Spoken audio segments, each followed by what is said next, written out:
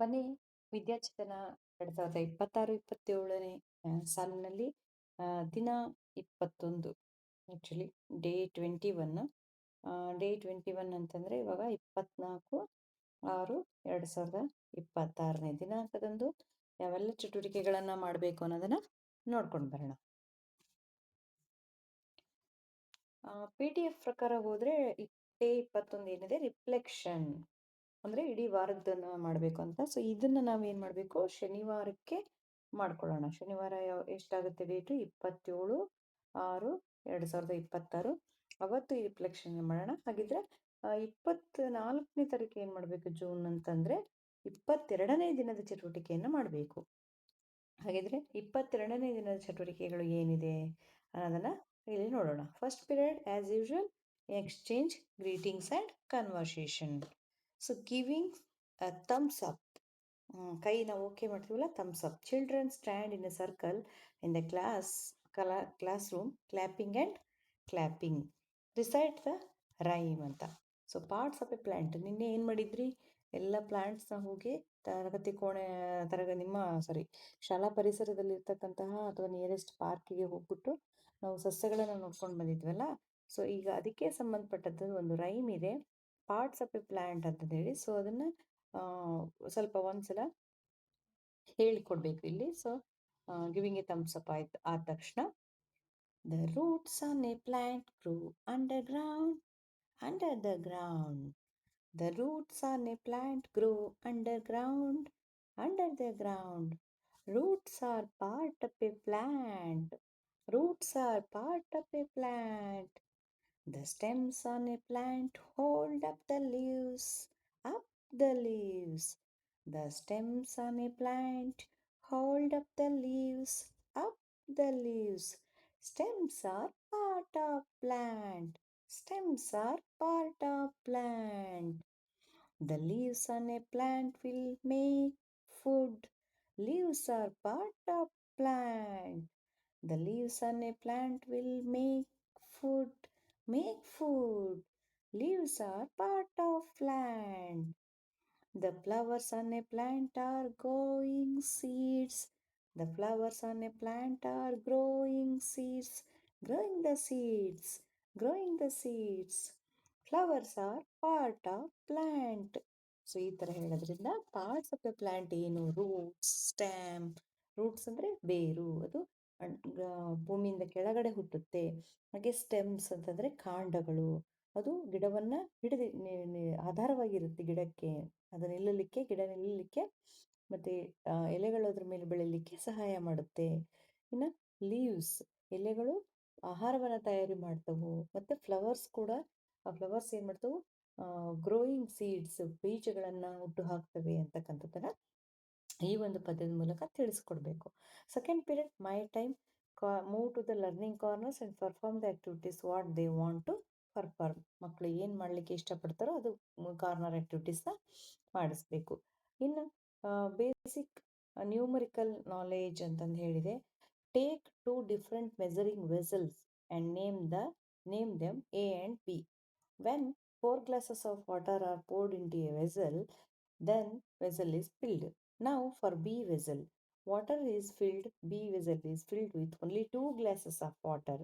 It can be observed that vessel B holds less water, so container A is bigger than container B ಅಂತ. So ಇಲ್ಲಿ ಏನು ಮಾಡಬೇಕು? First ತಗೊಳ್ಬೇಕಾದಾಗಲೇ ನಾವು ಏನು ಮಾಡಬೇಕು? ಡಿಫ್ರೆಂಟ್ ಸೈಜ್ ಆಫ್ ವೆಸಲ್ಸ್, ಪಾತ್ರೆಗಳು. ವೆಸಲ್ಸ್ ಅಂದರೆ ಏನು?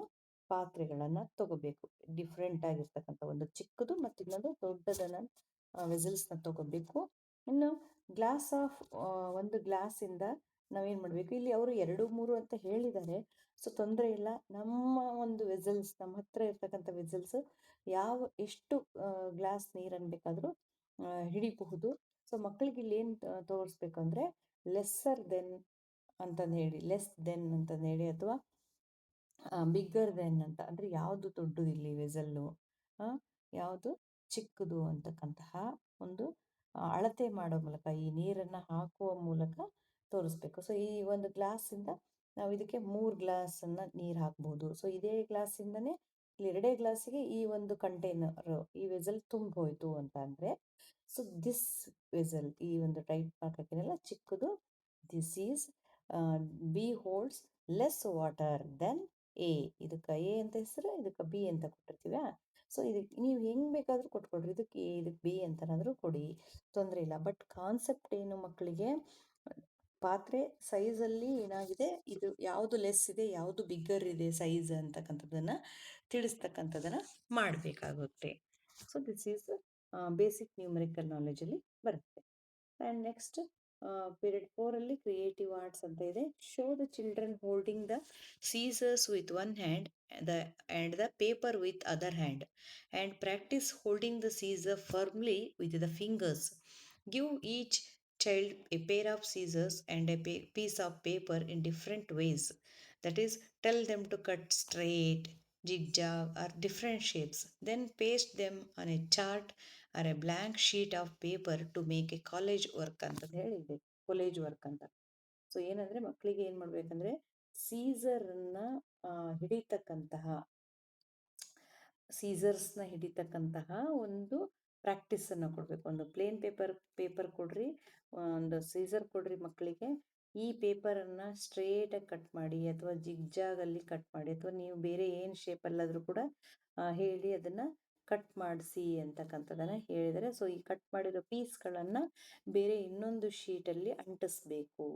ಇದು ಕ್ರಿಯೇಟಿವ್ ಆರ್ಟ್ಸ್ ಆ್ಯಕ್ಟಿವಿಟಿನಲ್ಲಿ ಮಾಡಬೇಕಾಗಿರೋದು. ಸೊ ಬೆರಳುಗಳಿಂದ ಮಕ್ಕಳಿಗೆ ನೋಡ್ರಿ, ಸೀಸರ್ನ ಹಿಡಿಬೇಕಾದ್ರೆ ಏನು ಮಾಡ್ತಿರ್ತಾರೆ, ಎರಡು ಕೈಯಿಂದ ಅಗಲ ಮಾಡಿ ಹಿಂಗೆ ಕಟ್ ಮಾಡಕ್ಕೆ ಹೋಗ್ತಿರ್ತಾರೆ. ಸಣ್ಣ ಮಕ್ಕಳಲ್ವಾ, ಎರಡು ಕೈಯಿಂದ ಹಿಂಗೆ ಹಿಂದಕ್ಕೆ ಅಗಲ ಮಾಡಿ ಕಟ್ ಮಾಡಕ್ಕೆ ಹೋಗೋದು, ಆ ಥರ ಎಲ್ಲ ಮಾಡ್ತಿರ್ತಾರೆ.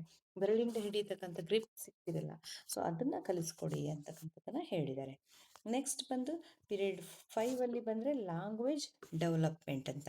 Teacher rights on the black board 3 words starting with the same sound and they include writing and reading aloud a word that start with a different sound. ಇಲ್ಲಿ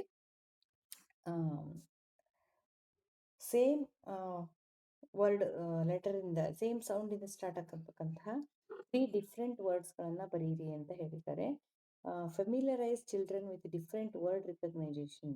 example, which word has different sound in kite, medal, wheel, book. Write the words identified by the children on the chart ಅಂತ ಹೇಳಿದ್ದಾರೆ. So ಇಲ್ಲಿ same ಸೌಂಡಿಂದ start ಆಗ್ತಕ್ಕಂಥದ್ದು ಇವಾಗ kite, king, next book. So ಇಲ್ಲಿ ಕ sound ಬಗ್ಗೆ ಹೇಳ್ತಕ್ಕಂಥದ್ದು.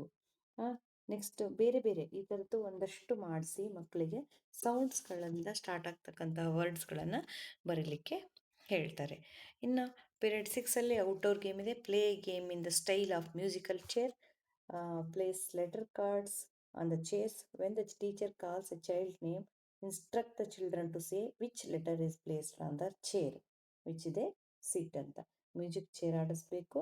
ಸೊ ಆ್ಯಸ್ ಯೂಶುವಲ್ ಮ್ಯೂಸಿಕ್ ಚೇರ್ದು ರೂಲ್ಸ್ ಏನಿದೆ, ಒಂದು ಮ್ಯೂಸಿಕ್ಕನ್ನು ಹಾಕಿರ್ತೀವಿ, ಮ್ಯೂಸಿಕ್ ಸ್ಟಾಪ್ ಆದ ತಕ್ಷಣ ಎಲ್ಲ ಮಕ್ಕಳು ಚೇರ್ ಮೇಲೆ ಕೂತ್ಕೋಬೇಕು. ಸೊ ಬಿಫೋರ್ ಅವ್ರು ಕೂಡೋಕ್ಕಿಂತ ಮುಂಚೆ ನಾವೇನು ಮಾಡಿರಬೇಕು, ಅಲ್ಲಿ ಒಂದೊಂದು ಲೆಟರ್ ಕಾರ್ಡ್ಸ್ನ ಇಟ್ಟಿರಬೇಕು.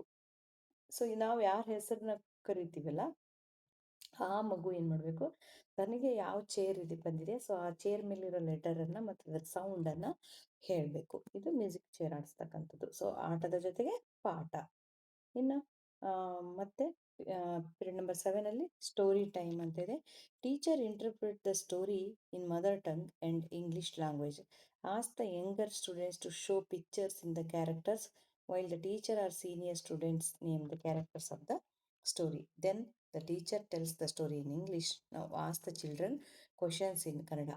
What was the gift given by grandfather? Display the dolls. Introduce their names once in mother tongue and then in English. Example, show doll of grandpa, grandma, etc. So ಇಲ್ಲಿ grand father doll gift ಮಾಡಿರ್ತಕ್ಕಂಥ ಒಂದು ಸ್ಟೋರಿಯನ್ನು ಹೇಳಬೇಕು ಅಂತ ಹೇಳಿದ್ದಾರೆ. ದಯವಿಟ್ಟು ನನಗೆ ಗೊತ್ತಿಲ್ಲ ಆ ಸ್ಟೋರಿ. ವಿದ್ಯಾಪ್ರವೇಶ ಕನ್ನಡ ಒಂದು ವಿದ್ಯಾಪ್ರವೇಶ ಇತ್ತು, ಅದರಲ್ಲಿ ಏನಾದರೂ ಇದ್ದರೆ ಆ ಒಂದು ಸ್ಟೋರಿನ ಶೇರ್ ಮಾಡೋಕ್ಕೆ ಟ್ರೈ ಮಾಡ್ತೀನಿ. Okay, next last period see you again. So do a quick recap, recall of the activities performed in the day. ಸ್ವಲ್ಪ ಒಂದೆರಡು ನಿಮಿಷ ಮಕ್ಕಳನ್ನೆಲ್ಲ ಕೂಡಿಸ್ಕೊಂಡು ಬೆಳಗ್ಗೆಯಿಂದ ಏನೇನು ಮಾಡಿದ್ವಿ, ಯಾರು ಎಷ್ಟು ಚೆನ್ನಾಗಿ ಇನ್ವಾಲ್ವ್ ಆದ್ರಿ. ಸೊ ಯಾರಾದರೂ ಸೈಲೆಂಟಾಗಿ ಕೂತಿದ್ರೆ, ಹೆದರ್ಕೊಂಡಿದ್ರೆ, ಅಥವಾ ಭಯ ಪಟ್ಟಿದ್ರೆ, ನಾಚಿಕೆ ಪಟ್ಟಿದ್ರೆ ಅಂಥವ್ರಿಗೆ ನೀನು ಇನ್ನೂ ಚೆನ್ನಾಗಿ ಮಾಡ್ಬೋದಿತ್ತು, ಈ ಥರದ್ದು ಸ್ವಲ್ಪ ಒಂದು 5 ನಿಮಿಷದ್ದಾದ್ರೂ ಮಾಡಿ. ಇದನ್ನು ಆ್ಯಕ್ಚುಲಿ 10 ಮಿನಿಟ್ಸ್ ಅಂತ ಏನೋ ಇದೆ ಇದಕ್ಕೆ ಟೈಮು. ಒಂದು 40 ಮಿನಿಟ್ಸ್ ಪರ್ ಡೇ ಹಾಕಿರಬೇಕು ಪಿರಿಯಡ್ ಅಂತ ತೋರಿಸಿರೋದ್ರಿಂದ. ಸೊ 40 ಮಿನಿಟ್ಸ್ ರಿಕ್ಯಾಪ್ ಮಾಡ್ಕೊಳ್ಳೋದ್ರ ಜೊತೆಗೆ ಆಗಲಿಲ್ಲ ಅಂತಂದರೆ ಸ್ವಲ್ಪ ಹೊತ್ತಾದರೂ ಮಕ್ಕಳ ಜೊತೆಗೆ ಮಾತಾಡಿ. ಇಡೀ ದಿವಸದ್ದು ಯಾಕೆ ಅಂತಂದರೆ, ನೀವು ಇಲ್ಲಿ ಮಾತಾಡಿಸಿದ್ರೆ ಮನೆಗೆ ಹೋದ ತಕ್ಷಣ ಮಗು ತನಗಾದ ಅನುಭವಗಳನ್ನು ಶೇರ್ ಮಾಡ್ಕೊಳ್ಳುತ್ತೆ. ಇದು ಇನ್ನೊಂದಕ್ಕೂ ಉಪಯೋಗ ಏನಂತಂದರೆ, ಮಗುವಿಗೆ ಹೊರಗಡೆ ತನಗೇನೇ ಗೊತ್ತಾದರೂ ಏನೇ ನೋಡಿದರೂ ಕೂಡ ಅದನ್ನು ಮನೇಲಿ ಹೋಗಿ ಹೇಳ್ಬೇಕು ಅಥವಾ ಶಾಲೆಯಲ್ಲಿ ಹೋಗಿ ಹೇಳ್ಬೇಕು ಅನ್ನೋದೊಂದು ಅಭ್ಯಾಸ. ಸೊ ಆ ಅಭ್ಯಾಸ ಇದೆಯಲ್ಲ, ಅದು ತುಂಬಾನೇ ಒಳ್ಳೆ ಅಭ್ಯಾಸ. ಯಾಕಂದ್ರೆ ತನಗೇನೇ ಅಪಾಯದ ಒಂದು ಸೂಚನೆ ಕಂಡ್ರೂ ಕೂಡ ಅದು ನಮಗೆ ದೊಡ್ಡವರಿಗೆ ಬೇಗನೆ ಗೊತ್ತಾಗುತ್ತೆ ಅನ್ನೋ ಕಾರಣಕ್ಕಾಗಿ. ಸೊ ದಯವಿಟ್ಟು ಇದನ್ನ ಸ್ಕಿಪ್ ಮಾಡಬೇಡಿ. Thank you.